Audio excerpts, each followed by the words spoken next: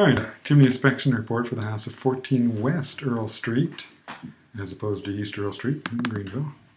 And here's what we saw looking at the house. So that's the front of the house there with nice Christmas decorations. Got them up yesterday just in time. So you can see the chimney up there. And we get a little closer to it here.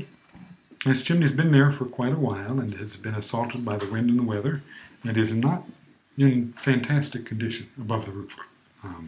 This is typical of most of the chimneys in the neighborhood. They've been up there a long time, and stuff up above the roof is subjected to wind and weather and all kinds of stuff, and so it hasn't been real kind to the chimney, although somebody has put a cover over it, which has helped dramatically over the years to keep water from getting inside the flue. Okay, see if I can convince him to stop. But as you know, there's a lot of mortar missing between the bricks. Yeah. It's really in pretty bad shape, so I'm going to recommend most likely that anything you do to that chimney is going to include rebuilding this from the roof up. Oh, wow. Now, fortunately, there's not a whole lot of it above the roof, and it's pretty simple, so it's not a bad thing, but most of the mortar... Can they reuse the brick? Oh, sure. Okay. You can reuse a brick. Okay. But just have to take it apart and put it back together with the mortar. Is basically like too late for repiping, huh? For repointing, we'd have to evaluate it. We could possibly repoint it, but you're missing a lot of mortar. I sincerely doubt. Which is the problem. Really? And so you lack structural stability. Repointing is for when the outer for when your mortar's just starting to deteriorate. Right. When it's completely gone, you just lose so much structural stability that it's difficult to just repoint it. Okay. But it's not a tremendously huge chimney, so I don't anticipate that would be tremendously expensive. Okay. And your roof isn't steep. It's right No. there. I'm very pleased with that. Yeah, so it's... I know, they asked me if my roof is steep, and if you look at the house 2 doors down, it's like this. And I thought, I walked outside, talked to Beth, and I said, I don't think my roof is steep. Yeah. I said, I take that back. I think it's... Yours is not... You're 2-story, but you've got a reasonable roof. Some people's roofs are crazy, but like, he was noticing some of your neighbors too. These are very interesting chimneys. And they're well maintained.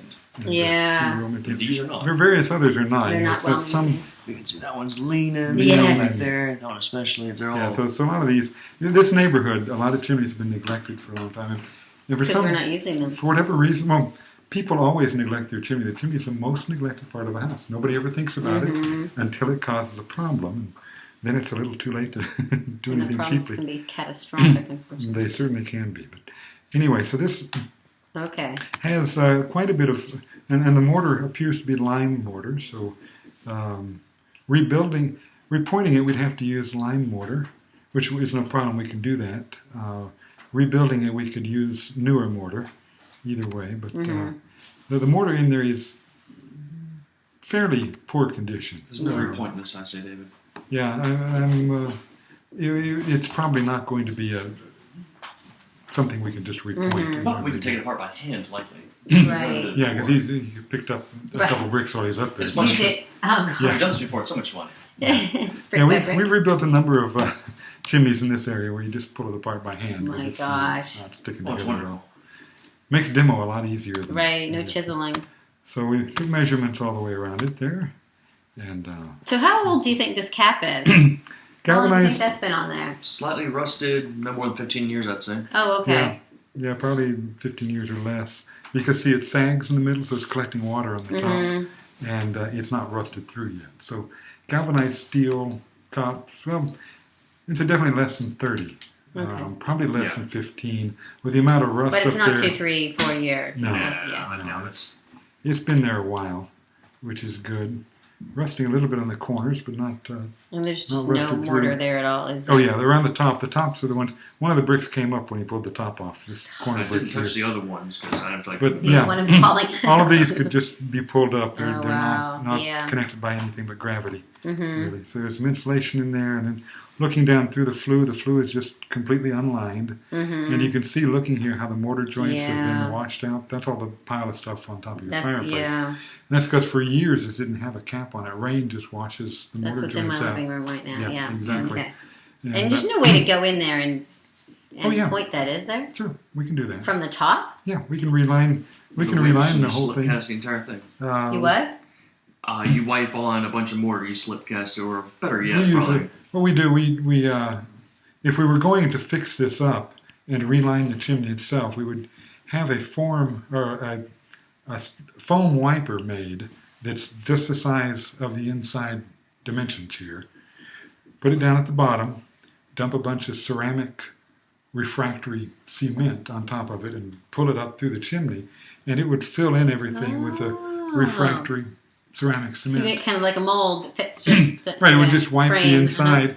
And so we would do, if we were making this usable, we'd do that twice. We would put one thick layer on, then drop a sock of ceramic fiber insulation and stainless steel mesh that's been designed to fit this here, open it up and attach it at the top, go down and attach it at the bottom and wipe another layer of that ceramic stuff on it. It just fills this all in. Would fill that all in and then encapsulate a 1/2 inch of insulation in it to insulate it and keep heat from getting out into the walls. Oh, okay. It's high tech, and we really savor doing those kinds of things. Yeah, that would be one. If you were making a workable fireplace, that's probably the way I'd recommend going. Okay.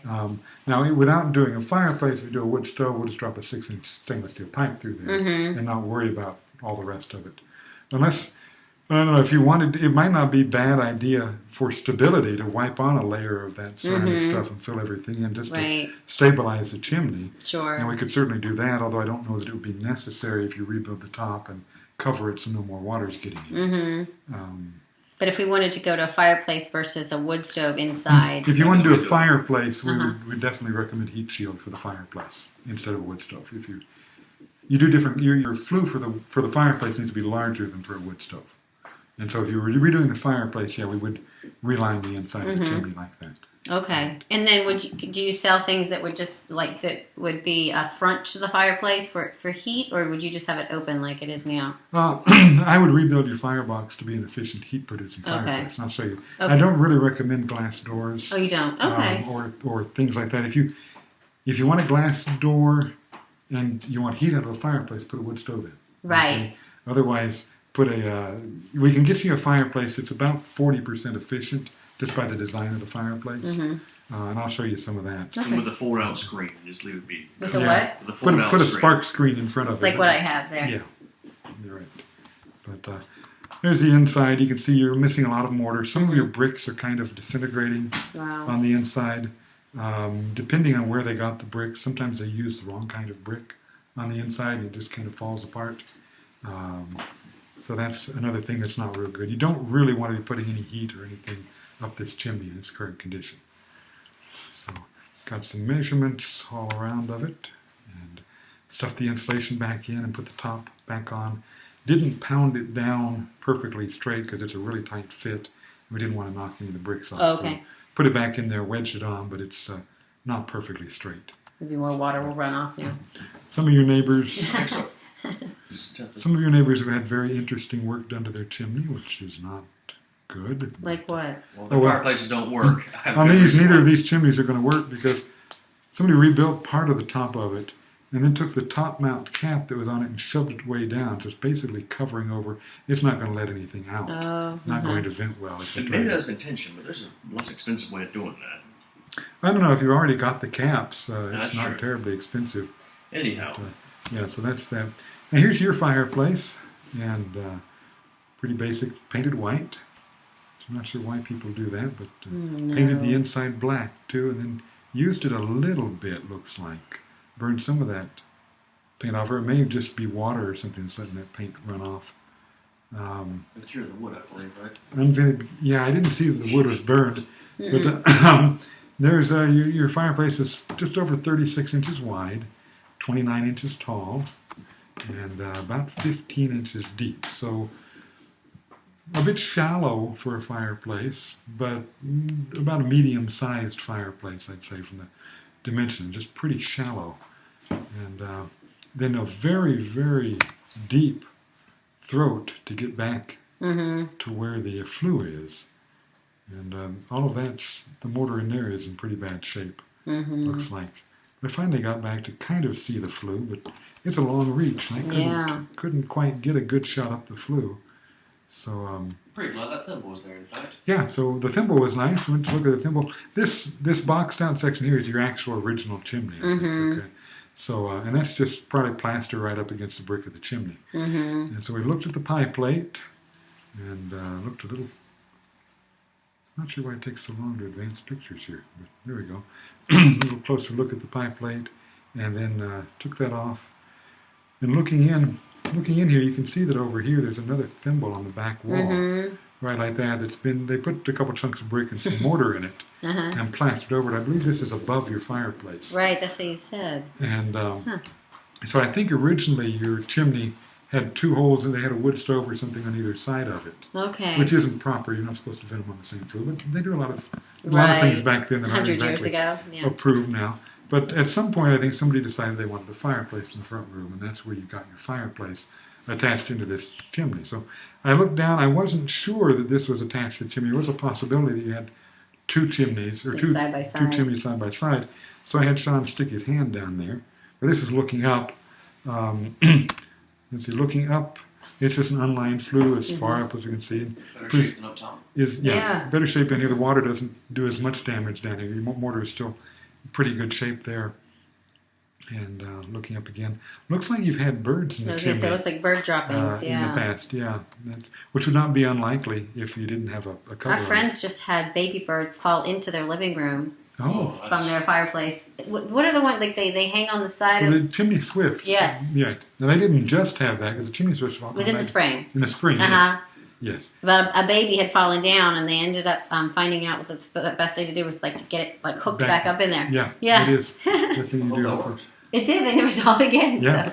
Well, that's the way to do it. Chimney swifts are a fascinating bird. They make a lot of noise if they're in your chimney. And they're federally protected, so we can't do anything about them. You have to wait till they're gone before we can keep them from coming back. Oh. But they're a neat bird. They eat twice their weight in mosquitoes every day, which is handy. Good. So let's see. There's Sean's hand. So okay. That so is it's confirmed. the fireplace. Thumbs up there. Yeah. Okay. But you can see all the mortar and stuff that's fallen down on the big pile of stuff there. And it's slanted up, so it's probably quite an accumulation. I'm going to vacuum that out today. You may have to get in there with a shovel or something. It's going to be packed down. Yeah, my neighbors have a wet dry vac I'm going to try to use. And that was as far as my hand can reach, so... Be careful with the wet dry vac. I know that's mortar and sand, so it may be okay. If they have the option, you may want to attach a hose and run it out the door, because some wet dry vacs don't do a good job of catching ashes, particularly. And they'll blow ashes all over your room. Oh. So just be careful and watch the outlet and see if it's blowing dust out. Okay. Sometimes they can make a bigger mess than not using one at all. So, okay. Just be aware of that. Okay, so that's what we saw of your chimney here. This chimney's not in terrible shape as old chimneys go, and so it is certainly within reason to make the fireplace usable, or to put a wood stove in the fireplace. Okay. Those are certainly good options. Shouldn't be tremendously expensive. And what would the making it an actual functioning fireplace again? What would the cost on that be? Actual functioning fireplace, of course, I would recommend to rebuild the firebox. Mainly because I want to tear out the back and see how far we can go and where combustibles are to get a good idea of what's going on in there. But then we could build back a fireplace that's an efficient fireplace, like a... helps if I open the right folder here. All right, let's see. The best fireplace you can have, best fireplace design is called a prior fire. And this is one being built at a workshop, so you can kind of see how it goes together. But a prior fire firebox, you'll note, is shallow, about as shallow as yours currently is, but you'll note how the sidewalls splay out, and the back wall has a rounded thing here on it. This gives you reflection of heat from all the walls in the fireplace, plus 180 degrees of heat from the back wall of the firebox, which means you can stand in front of the fireplace and feel warm from head to toe, instead of just getting warmed up in the middle or the bottom part. The bulge in the back also pulls a really nice current of air up the back wall that makes a very tall fire, which is fun to watch. So that's prior fire, and you can do fun things with a face if you really want to. We would consult with you on what kind of face you want. Yeah. We don't drink, but we can use the existing face too, and not mess with it. Right. Yeah, I would prefer not to mess with it. Just retrofit the firebox. Some space though. Well, I know. But no. This is the nightmare of it. Yeah, it gets into a bit more work. This is one where you cut out a metal firebox and filled in some of the holes with tile and made a nicer fire there. Oh, pretty. But that's how you can see how pulls a tall fire. That's the best fireplace. There's another one up in Tryon we did. But that's a real nice a fireplace, you might also consider slightly less expensive the Rumford style fireplace, which is similar. You'll see that Rumford has 3 walls, each the same length at 45-degree angles that reflects heat out, and then just a straight back wall, and then some jiggery pokey with the. I don't know, doing a proper Rumford with your chimney would be interesting because of the throat area, but This could is still do. classic, vintage, historic. It's a very Yeah. good fireplace. These, It's a very what? Excellent fireplace. Oh. yeah, Historic Rumford place. fireplaces were designed in 1794, I think, by Count Rumford, and were very popular through Europe and the Americas in the 1800s, and then have fallen out of fashion back to the older design, typical American fireplace recently for whatever reason. But Thomas Jefferson had these built at Monticello and things like that. So very, very good fireplace. The Pryor fire is a little newer modification of that that is slightly more efficient, but trickier to build. You've got to definitely have a masonry saw to do it. So, anyway, I recommend redoing your firebox in one of those designs, and then we'd have to see what we could do to the throat. I'd like to get more of an angle on the throat, but it might not be possible depending on how they. Because right now it kind of does an L. Yeah, just kind of does an L. More of an angle would be better. That in the demo stage, we'd take it apart and see what we could do, and then I can show you the heat shield here is. Heat shield is designed as a flue repair sealant. This chimney they burned Christmas paper wrapping in the fireplace and cracked all the clay tile flue liners. Why would Christmas paper wrapping do that? Because it burns very quickly. Fast. And see, clay tile flue liners are susceptible to thermal shock. So if you raise the temperature of the inside surface of the flue tile to 420 degrees hotter than the outside surface, it splits. Yeah. And so anything you do that creates quick fires can damage your traditional fireplace. But anyway, we fixed that with heat shield. So what we did is cleaned this up as best we could, extended the flue tile a little bit, and this is the first wiping. When we do a flue tile resurfacing, we do 2 coats, a scratch coat, and then come back with a thicker finish coat. But we have basically a foam wedge with a wiper blade that's designed to fit the flue, and we winch it up through there, pour down the ceramic refractory mix. This ceramic refractory called Heat Shield dries to make one of the toughest mortars. It's a Super Duty refractory mortar. It dries very, very.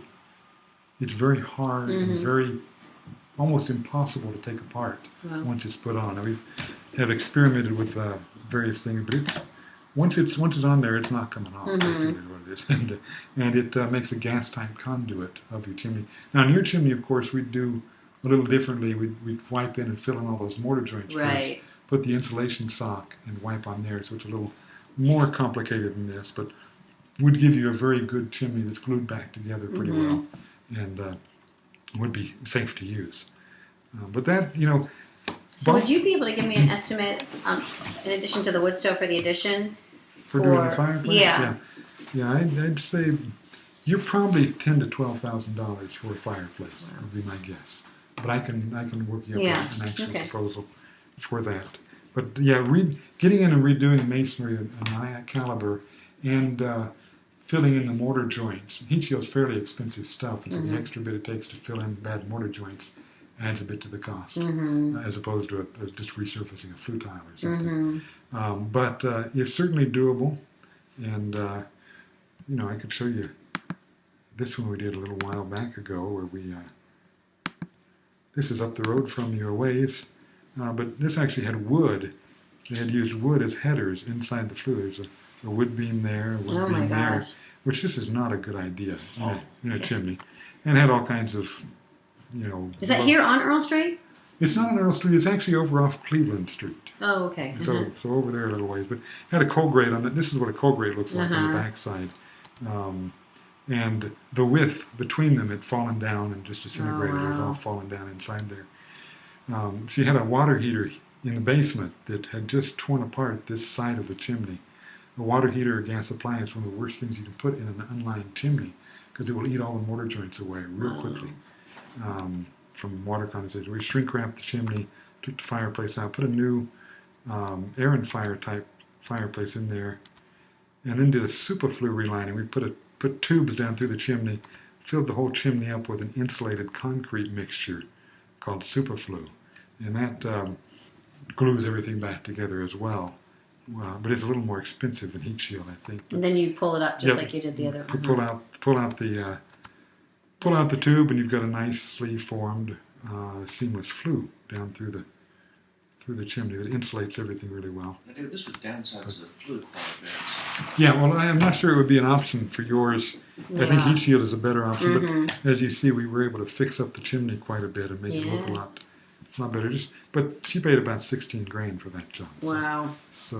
But did you guys want to see the chimney in the attic? Did you still want to? Yes, we still want to do that. Okay. Yeah, but I think we've got a good idea of what's going on. Let me show you some wood stoves real quick, just so you know what is what.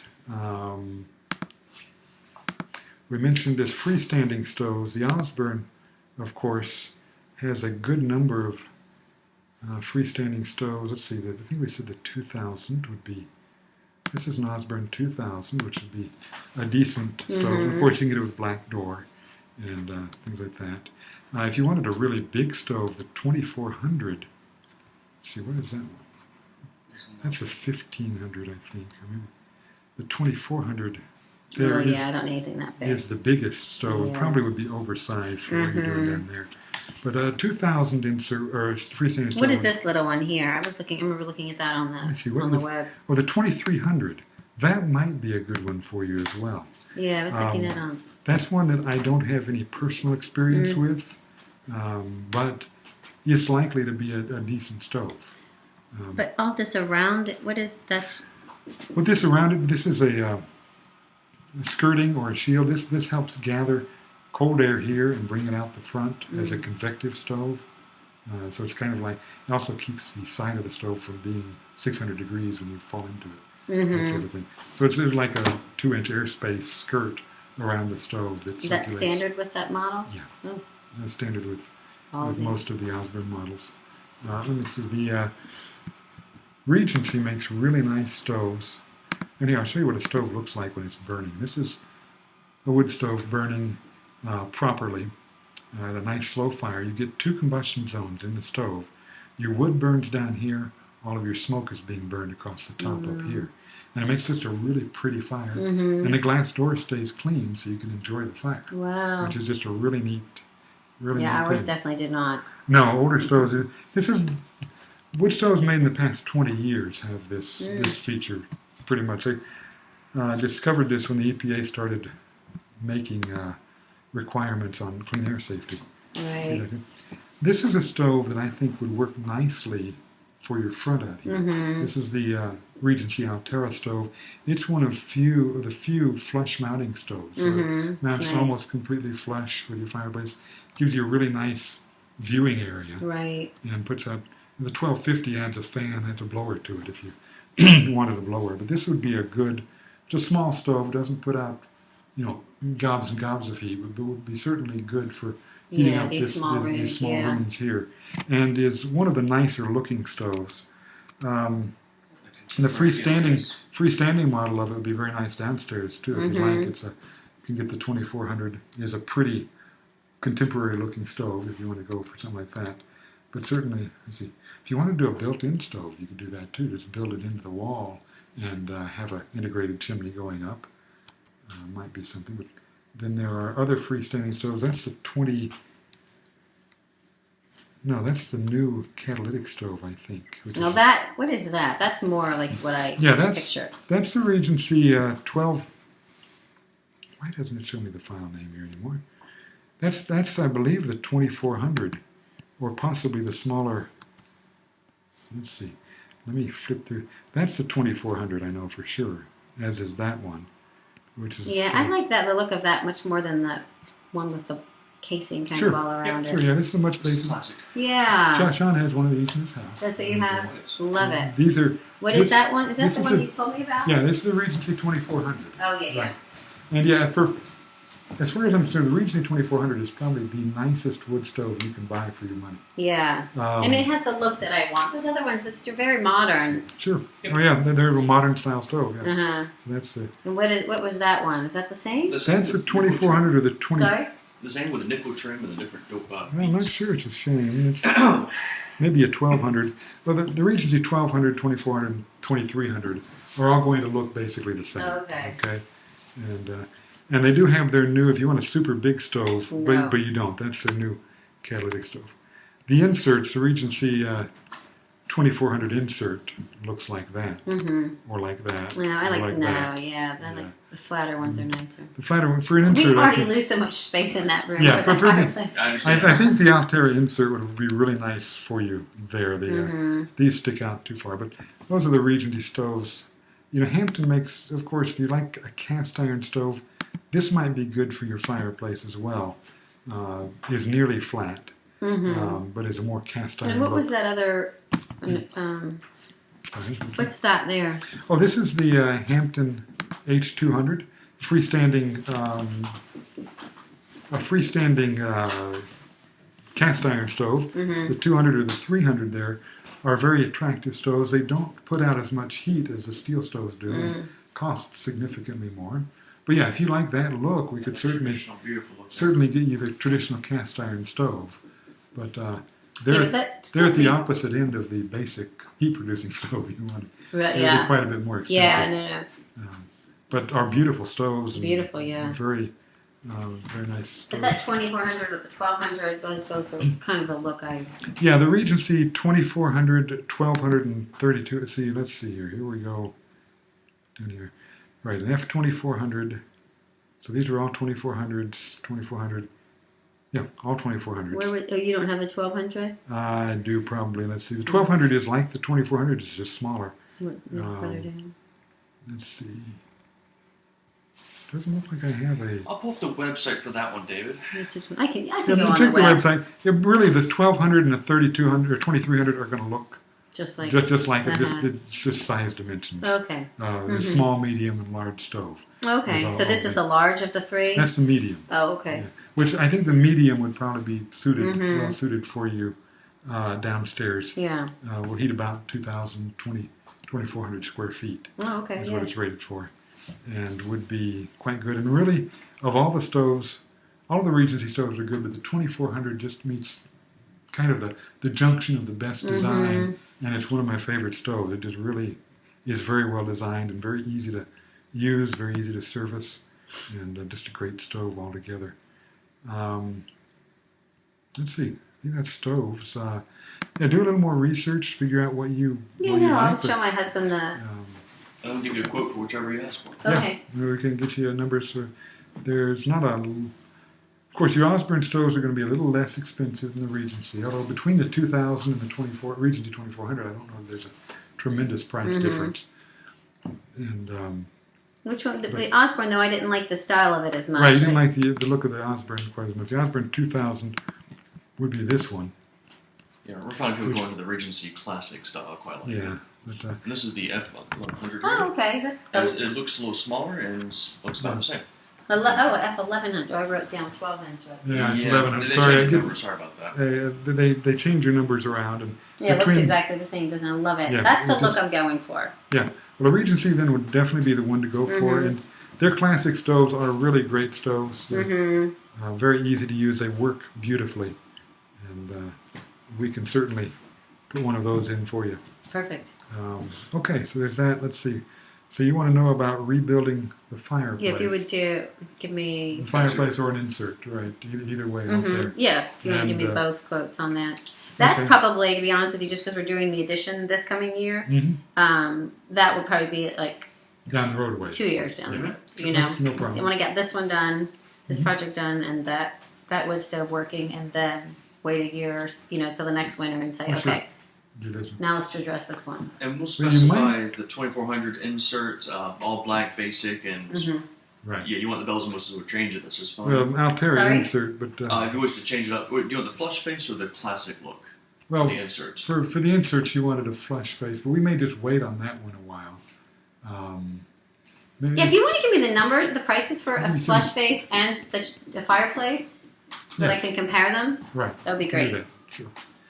Okay, our price will be good for 45 days though, so we probably have to redo Oh it no, for- yeah, no, Two- absolutely. 2 If years. I come back in a year, I don't expect it to be the Right. same. 'Cause, But at least it will give us some idea what to to make shoot for, yeah. right. Sure. Okay.